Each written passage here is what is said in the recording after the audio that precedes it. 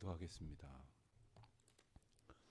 하나님 아버지, 저희에게 믿음을 주시고 오늘도 그 믿음으로 주님을 향하여 저희의 마음을 온전히 드리고 또 저희의 시간과 삶도 드리고자 소원하는 마음을 갖게 하시니 감사합니다. 그 마음을 가지고 이 하루의 첫 시간을 주님 앞에 나와 찬송하며 기도하는 가운데 시작하고자 하게 하셨사오니 저희의 연약함 가운데 주님의 풍성한 믿음의 은혜를 덧입혀 주셔서 이 하루 어떠한 형편 속에 놓여 있더라도 또 일평생 어떠한 상황을 맞더라도 이 믿음을 지켜내며 살아갈 수 있도록 주여 저희들의 마음과 생각과 뜻을 온전히 주장하여 주시기를 기도드립니다. 주님께서 저희들이 허락하신 믿음을 감사함으로 받고 또 그 믿음대로 살아가기를 소원하는 저희들 되게 하여 주시옵소서. 하나님, 믿음이 없이는 하나님을 기쁘시게 하지 못한다고 일깨워 주셨습니다. 헛된 것으로 주님의 기쁨이 되고자 말하면서 무엇이 정녕 저희들의 삶의 목표인지를 분간하지 못하는 어리석은 자의 모습에서 떠나 오직 주님의 선하시고 기뻐하시고 정말 하나님께서 우리에게 주시는 온전하신 뜻이 무엇인지를 분별할 수 있도록 주여 도와주시기를 간절히 기도드립니다. 아버지 하나님, 새로운 예배당을 저희들에게 허락하여 주셔서 정말 생각할수록 돌아볼수록 그리고 곁에 있는 것들을 보며 느낄수록 감사하고 또한 감사한 것뿐입니다. 저희 교회에 이토록 아름다운 새로운 예배당을 주심으로 인하여 저희가 지난날 참으로 오랜 세월 동안 여러 가지로 아쉬움과 불편함도 있었습니다마는 그 모든 것 위에 더 크신 은총을 베풀어 주셨사오니 이것이 단지 저희들이 편하고자 함이 아니요 또한 저희들이 이러한 건물을 가졌다는 것을 자랑하고자 함이 아니라 오직 아버지의 영광이 드러나는 곳 하나님 아버지의 크신 사랑을 모든 사람들이 함께 만날 수 있는 곳이 되게 하여 주시기를 간절히 기도드립니다. 하나님, 세세한 마무리 공정이 아직 남아있고 또 여러 날 진행되고 있습니다.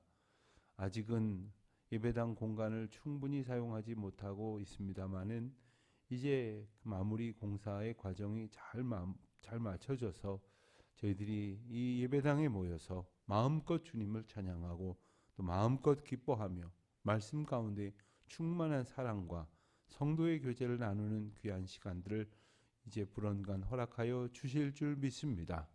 지금까지도 잘 견디어 참아내게 하신 것처럼 이제도 그와 같은 믿음의 시간들을 잘 견디어내는 소망으로 살아가는 우리 모든 성도님들 되게 하여 주시옵소서. 하나님 아버지, 이제 저희들이 허락하신 믿음의 거룩한 분량을 따라서 새로운 예배당 시대를 열어갑니다마는 어떤 이들에게는 아직은 더 익숙치 못하여 불편함이 있을 수 있음을 하나님 아시고 또한 저희들을 붙들어 주시기를 간절히 기도합니다. 연로하신 성도님들, 또 병약한 성도님들, 또 예배당에 함께 자리하지 못하고 계시는 많은 분들, 아직까지 주의 성전에 찾아오지 못하고 계시는 분들도 있습니다. 하나님 도와주셔서 속히 저희들이 다시 모여 기쁘게 주님을 찬양하는 날을 허락하여 주시옵소서. 이제 말씀을 대합니다.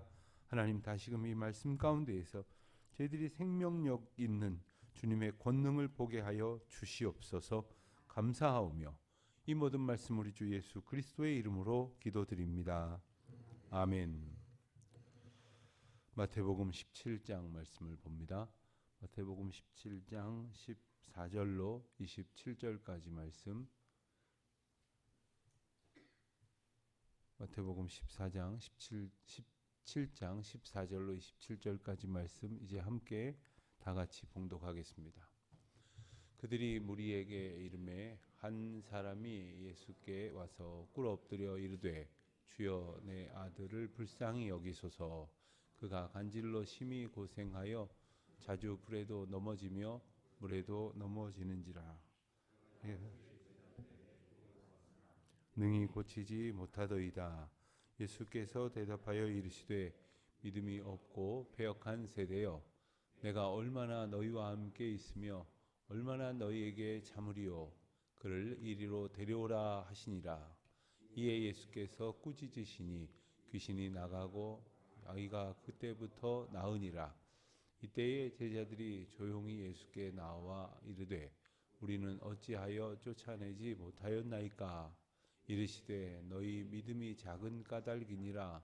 진실로 너희에게 이르노니 만일 너희에게 믿음이 겨자씨 하나를 같은 것이 있어도 이 산을 명하여 여기서 저기로 옮겨지라 하면 옮겨질 것이요 또 너희가 못할 것이 없으리로다. 갈릴리에 모일 때에 예수께서 제자들에게 이르시되 인자가 장차 사람들의 손에 넘겨져 죽임을 당하고 제3일에 살아나리라 하시니 제자들이 매우 근심하더라. 가버나움에 이르니 반세겔 받는 자들이 베드로에게 나와 이르되 너희 선생은 반세겔을 내지 아니하느냐. 이르되 내신다 하고 집에 들어가니 예수께서 먼저 이르시되 시몬아, 내 생각은 어떠하냐? 세상 임금들이 누구에게 관세와 국세를 받느냐?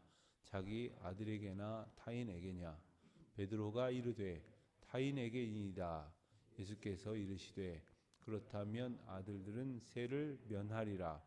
그러나 우리가 그들이 실족하지 않게 하기 위하여 내가 바다에 가서 낚시를 던져 먼저 오르는 고기를 가져 입을 열면 돈 1세겔을 얻을 것이니 가져다가 나와 너를 위하여 주라 하시니라. 아멘. 오늘 말씀 14절을 보면 그들이 무리에게 이르렀다 하는 설명으로부터 시작을 합니다. 여기서 그들이란 변화산에 올라갔던 예수님과 세 제자를 이릅니다. 그들이 변화산에서의 감격스러운 사건을 경험한 뒤에 이제 산 아래로 내려왔습니다.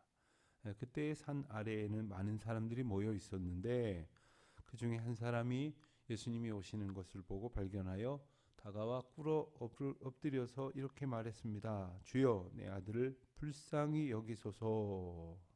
그러면서 그의 병증을 이렇게 설명합니다. 그가 간질로 심히 고생하여 자주 불에도 넘어지며 물에도 넘어지는지라.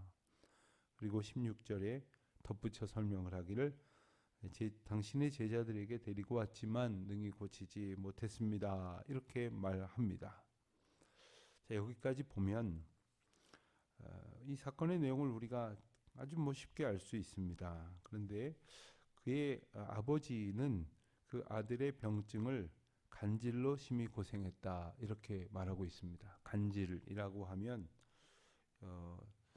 뇌의 그 전기적 현대의학이 설명하는 바에 따르면 뇌의 전기적 신호 체계의 이상으로 발작이 간헐적으로 발생하는 그런 병증을 말합니다. 요즘 병명으로는 뇌전증 정도가 되겠습니다. 이 의학적인 소견입니다. 그렇지만 우리가 말씀을 읽었던 것처럼 이것은 또한 영적인 문제라는 것을 알 수가 있습니다. 혹 우리가 착각하거나 오해하지 말아야 할 것은 모든 병증이 다 귀신 들린 것이냐 그렇지는 않습니다. 그러나 오늘 본문에 나오는 사건의 문제는 이게 단지 어떤 그 육신의 질병에 따른 문제에 국한된 것이 아니라 귀신 들린 병적인 문제였다. 그런데 이 아버지조차 단지 이제 간질로 이해를 하고 고쳐달라고 했던 거죠. 그런데 고치지를 못했다고 말했는데 고치지 못한 이유가 무엇이냐? 예수님이 17절에서 말씀하시기를 믿음이 없고 패역한 세대여라고 말씀하시기를 시작을 하십니다. 여기서 믿음이 없고 패역한 세대는 누구를 가르치는가? 포괄적으로 본다면 그 앞에 있었던 모든 사람들을 가르치시는 말씀일 것이고 또한 좁은 의미로 본다면 그 아버지나 혹은 제자들을 가리키는 말이라고 해석할 수가 있습니다. 그런데 좀 더 자세한 설명을 보면 아이를 데리고 오라 하시고서는 꾸짖고 귀신이 나가고 그 아이가 이제 낫게 됨으로써 이 원인적 사건은 이제 해소가 되었는데 왜 고치지 못했느냐 하는 문제에 대한 예수님의 답변이 이제 19절 이하에 등장을 합니다. 이 또한 예수님께서만 지적하시려는 것이 아니라 제자들 또한 궁금했던 문제입니다. 제자들이 왜 자기들은 쫓아내지 못했을까? 사실 제자들의 입장에서 보면은 쫓아내지 못했을 일이 이상한 일로 여겨졌던 것은 앞서 10장에서 예수님께서 제자들을 둘씩 파송하였을 때 그들이 복음을 전하고 하나님 나라를 선포했을 때 병들이 고쳐지고 귀신이 떠나가는 역사가 있었거든요. 그러니까 그런 일을 경험해 본 사람들은 그런 경험에 기반했기 때문에 되던 것이 안 되니까 이상하게 여겼던 것입니다. 그런데 문제는 바로 믿음의 문제였다고 분명히 말씀하십니다. 믿음이 없는 세대여라고 책망을 하십니다. 오늘 본문의 평행구절이라고 할 수 있는 마가복음 9장의 이 관련된 내용을 살펴보면 기도 외에는 이런 일이 일어날 수 없다. 이런 것이 나갈 수 없다. 즉 귀신이 떠나가는 역사가 일어날 수 없다고 말씀을 하십니다. 그러니까 마태복음과 마가복음의 말씀을 종합해 보면 그들이 고치지 못한 것은, 이 문제를 해결하지 못한 것은 믿음의 문제요, 기도가 부족했기 때문이다 하는 겁니다. 기도라고 하는 것은 하나님께서 우리에게 말씀하시고 인도하시고 일깨워 주시는 그 방향을 하나님께로부터 듣는 것이요, 우리가 나아가야 할 방향이 어떠한가를 여쭙기 위하여 하나님 앞에 아뢰는 것입니다. 기도는 호흡입니다. 기도는 대화입니다. 기도의 결과가 어떠합니까? 예컨대 우리가 호흡을 못하면 뭐 말할 것도 없죠. 큰일 나죠. 근데 호흡이 원활하게 되면 어떻게 됩니까? 몸이 편안해지는 것처럼 하나님 앞에서 우리의 영적 호흡인 기도가 평안하게 이루어지면 하나님과의 소통이 우리를 온전케 하고 평온하게 할 것입니다. 우리 안에 벌어지는 일들이 하나님께서 인도하시는 참된 샬롬의 그 단계로 우리에게 허락되어질 것인데 그러하지 못했다는 겁니다. 믿음으로 고치지 못했다고 하는 것은 무엇일까? 이전에 예수님께서 보내셨을 때에 귀신이 떠나가는 역사가 일어났던 것은 당연히 하나님께서 주시는 명령에 따라서 예수님의 그 사명을 그들이 받고, 그리고 그 예수님의 사명에 붙들린 바 되어 믿음으로 순종하며 나아갔기 때문인데, 오늘 본문의 내용을 결과적으로 본다면 그들은 적어도 그 경험에 의지했을 것입니다. 그리고 자기들도 얼마든지 할 수 있을 것이라고 하는 생각에 의지했을 것입니다. 그러니까 차라리 처음 하는 사람들은 긴장하는 마음으로 조심스레 할 텐데, 뭔가를 좀 해봤다고 생각하는 사람이 교만하기 쉽다는 거죠. 나 해봤다 이거죠. 나 이전에도 이런 거 해봤다. 나 어디서도 해봤다. 나 전에도 이런 거 해봤다. 이런 생각들이 전적으로 겸손하게 주님을 의지하지 않게 하는 가장 큰 원인이 된다는 사실을 우리는 잊지 말아야 합니다. 20절에 말씀하시기를 너희의 믿음이 작은 까닭이니라 하시면서 믿음에 대한 아주 유명한 비유를 드십니다. 너희가 겨자씨 한 알만큼의 믿음만 있어도, 굳이 왜 겨자씨를 들었을까? 겨자씨는 이스라엘 백성들이 살면서 볼 수 있는 것 가운데 가장 작은 것입니다.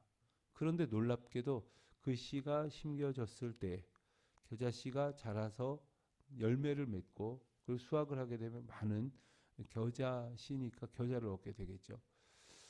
이것을 생명력의 비밀로 본다면 겨자씨보다 더 작은 것도 얼마든지 있기는 있을 것입니다. 뭐 먼지라고 표현할 수 있겠고요. 그리고 작은 흙의 부스러기라고도 말할 수 있겠지만 거기엔 뭐 생명력이 없으니까요. 생명력 있는 것으로 그들이 볼 수 있는 가장 작은 것을 아주 시청각적으로 그들에게 분명히 보여주시는 것입니다. 그 생명력 있는 믿음이 비록 겨자씨만큼이라도 있기만 한다면, 여러분 생각을 해보십시오. 이 산더러 저리로 옮겨지라 했는데 옮겨진다는 게 이게 상식적으로 말이 되는 겁니까? 그런데 하나님의 믿음은, 하나님께서 우리에게 주신 믿음은 우리의 통념과 상식과 경험에 기반하지 않는다는 거예요. 그런 것에 기반하여 생각을 했기 때문에 됐던 일이니까 될 거라고 생각을 했던 것이고, 그러니까 됐던 일이 안 되니까 왜 안 됩니까? 라고 물었던 것입니다. 오늘도 우리 가운데 얼마든지 그런 일들이 있을 것입니다. 분명히 나는 할 수 있는 일이고 했던 일이고 또 됐던 일인데 왜 되지 않는가? 우리가 주님 앞에서 우리의 믿음의 태도, 그리고 온전히 하나님의 인도하심을 구하는 태도를 오늘의 말씀의 가르침에 기반하여 날마다 점검해 볼 필요가 있겠습니다. 자, 그런데 이 말씀을 하신 후에 22절에 보면 갈릴리에 모인 사람들 앞에서 다시 한번 예수님께서 장차 사람들의 손에 넘겨져서 죽임을 당하고 그리고 나서 3일에 살아나게 될 것이다 라는 순한 예고를 두 번째로 하십니다. 그때 제자들이 매우 근심했다 했습니다. 갈릴리라고 하는 배경을 굳이 설명하신 이유는 예수님의 사역의 근거지에 대표적인 장소가 바로 갈릴리였고, 또한 갈릴리라고 하는 곳은 아주 어렵고 힘들고 가난하고 빈곤한 사람들이 많이 사는 그런 곳이었습니다. 예루살렘을 향하여 올라가시는데, 예루살렘은 오늘로 말하면 대도시라고 하긴 그렇지만 도시요, 부유함이 있는 곳이요, 권력이 있는 곳이라고 한다면 갈릴리라고 하는 것은 그런 것들이 하나도 없는 낮고 천한 사람들이 모여 사는 그런 곳에서 예수님께서 지금 이 말씀을 하신다는 거죠. 이 말씀을 하시는 이유는 장차 벌어질 어떤 그 사건에 대해서만 말씀하시는 것이 아니라 이 사건이 왜 일어나야만 하는가를 말씀하고 계시는 것도 우리가 기억해야 합니다.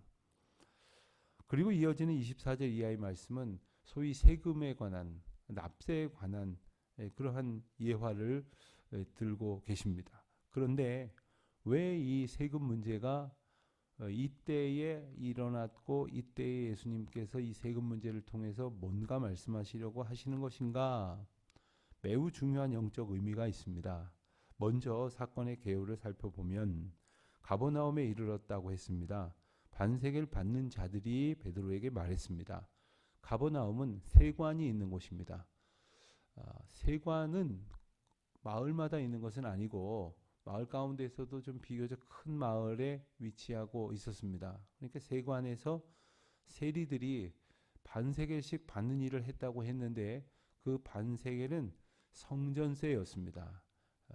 그러니까 성인 남자들은 1년에 반세겔씩의 성전세를 내야만 했습니다. 그런데 왜 그것을 내지 않느냐라고 힐난한 것이죠. 베드로는 우선 대답을 해버렸습니다. 내신다. 안 내신 것 아니다. 내신다 라고 대답을 하고, 그리고 예수님이 계신 곳으로 들어갔는데 예수님께서 이미 밖에서 벌어진 일, 베드로가 말한 것 다 아시고 그 생각을 물어보셨습니다. 그리고 그 생각을 통해서 베드로의 생각을 반추해 보게 하십니다. 사실 예수님께서 지금 베드로에게 전에 들은 것도 아니고 밖에서 벌어지는 대화까지도 다 알고 계시는 분이 베드로의 심중의 생각을 모르셔서 물으셨겠습니까? 그러니까 예수님께서 종종 성경을 통해서 우리에게 질문하실 때 우리의 생각을 모르셔서 하시는 것이 아니라 우리도 우리 생각을 잘 모르고 헤매고 있을 때가 너무나 많기 때문인 것입니다. 우리 생각을 하나님 앞에 비추어 보게 하시는 은혜를 얻는 시간들이 되시면 참 좋겠습니다. 예수님께서 베드로에게 물으셨을 때 시몬아 이렇게 부르셨어요. 시몬아. 그러니까 예수님께서 종종 베드로를 시몬이라고 이렇게 부르시면서, 시몬이라는 이름은 베드로가 제자의 삶을 살기 전에 세속의 삶을 살 때에 사용하던 이름이었습니다. 그런데 그 이름을 굳이 말씀하시면서 그의 생각을 물으시는데, 그 질문의 내용은 세금을 누구에게 받느냐? 보통의 세금, 그러니까 국세와 관세, 이것은 누구나 이 일이 벌어진 상황 속에서 내야 될 의무를 갖는 그러한 일반세라고 할 수 있는데, 이 세금들 누가 내느냐 이렇게 물으시니까 자기 아들들 에게냐 타인에게냐 했더니 타인에게니이다 했습니다. 이것은 당시의 세법 가운데에 일반세 즉 관세와 국세 가운데에서는 이 권력자들 오늘날로 말하면 말도 안 되는 법이겠으나 세무 관련 종사자들이나 이 오늘의 표현으로 보면 공직에 관련된 사람들에게는 면세 범위가 부여됐습니다. 그러니까 그들은 세금을 안 내고 다른 사람들에게만 세금을 거두었던 것을 예로 드는 것입니다. 예로. 그러면서 그들은 세금을 누구에게 걷느냐 했더니 다른 사람들에게 걷는다고 베드로가 대답을 했습니다. 예수님께서 그 비유를 통해서 하나의 말씀을 하시는데 그렇다면 아들들은 세를 면하리라 이렇게 말씀을 하십니다. 무슨 뜻입니까? 하나님 나라의 그 세법을 지금 말씀을 하시는 거죠. 하나님 나라의 아들들 그들이 하나님의 백성으로서 그렇다면 성전세를 내지 않는 것이 마땅하다고 말씀을 하시는 거예요.